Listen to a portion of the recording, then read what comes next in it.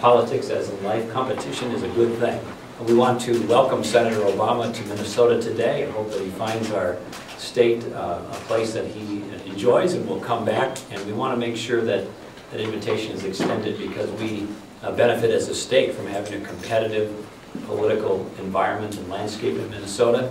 You don't think it's in your face to be at the Xcel Energy Center? So we welcome Senator Obama here tonight in St. Paul to the very place where John McCain will try desperately to rally a dispirited, divided Republican Party.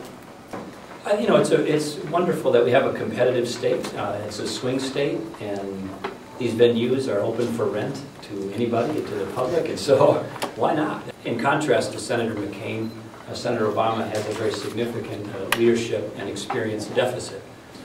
I think one message that we want to convey on behalf of Senator McCain as well is that there are people all across the country that were Senator Clinton supporters who may be disappointed and underwhelmed, disappointed that Senator Clinton didn't become the candidate and maybe underwhelmed by Senator Obama as a candidate. And I think many of those people will consider and should consider Senator McCain. He has many of the same personal qualities in terms of experience, in terms of the leadership ability that has been demonstrated. Some of the qualities that Senator Clinton was trying to convey in her campaign was experience. And obviously, Senator McCain has that in large measure. Governor, you have a very in-depth political knowledge, but do you really think that Hillary Clinton supporters are going to vote for John McCain? And so when you think about some of the things they might find attractive in her, one being experience, that she's up to the job in their view, that may not be the case in terms of Senator Obama. I mean, as I understand it, just until a few years ago, the sum total of his experience was community organizer, professor, and state legislator. And it's a big jump from that to be the President of the United States in just a few years. When you have, in the case of Senator Obama, somebody who really lacks that sort of experience or depth or wisdom in those areas, it could lead to misplaced decision-making. So is that part of why we're facing this situation now? Because 2 terms ago we elected a president who lacked any experience on the foreign stage? But I think it's probably beyond debate that having experience is a good thing.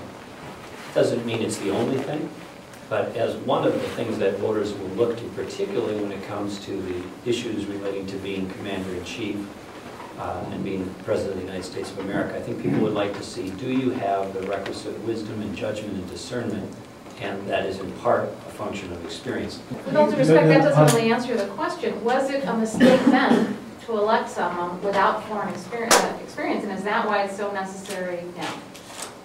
I would characterize it as simply experience as one measure to look at when you evaluate these candidates, and on that measure, Senator McCain clearly is far ahead of Senator Obama. And a follow-up on that, do you think Americans care more that the war was not prosecuted correctly, mistakes were made, as McCain says, or that we went to war at all? Isn't it true that most polling shows that Americans think we should not have gone and it wasn't worth it? Well, I think, Pat, the question for the next president is going to be, what do we do now? And the history is interesting and important, but the next president is going to have to deal with what's next. And John McCain is very clear and unwavering in his commitment to win the war. And he understands what it would mean to the prestige of the United States, the credibility of the United States, what it would mean to instability in the region, what it would mean to instability in Iraq, what it would mean to the likelihood of us being drawn back into that region under much more difficult circumstances if we do what Senator Obama has suggested and summarily withdraw. It has been an incredible primary caucus season for the Democratic Party this year. And as we all know, it appears that Senator Barack Obama is poised to claim victory this evening. As expected, the Republican noise machine is in full force against Senator Obama. They're going to be doing everything that they can, including taking shots at the senator today to hold on to their power. Without it, they can't keep rewarding their special interest buddies in big oil and the pharmaceutical industry, insurance companies, and the mortgage lenders. But we are ready for them. We are mobilizing the largest grassroots campaign at the Minnesota DFL that Minnesota has ever seen. We've been on the ground actually every day since the 2006 elections have ended. We're going to put everything we have into taking Minnesota for the Democratic candidate for the 9th time in a row, which will be, in fact, a national record on the Democratic side.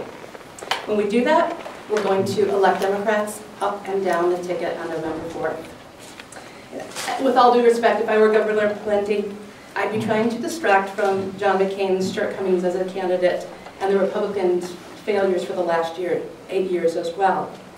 McCain is particularly weak in Minnesota, and I don't believe that Governor Pawlenty will be of help at all. Pawlenty couldn't carry his own party's caucuses for McCain. In fact, he got thrashed by Romney and barely came in ahead of Huckabee. And let's not forget that Pawlenty himself has never carried a majority of Minnesotans, and that since he's been governor, the Republicans have lost nearly every contested election in the state. Whatever the opposite of coattails is, that's what Tim Pawlenty has to offer John McCain, in my view.